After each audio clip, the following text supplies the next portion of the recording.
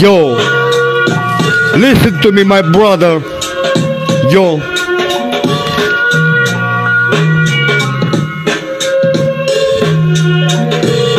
Minore violate, fețe deprimate, generații destrămate, așteptăm toți pe moșul să vină, gândul ăsta pe toți poate ne deprimă. Povesti la cumpărături telenovele, noaptea privind disperat la stele.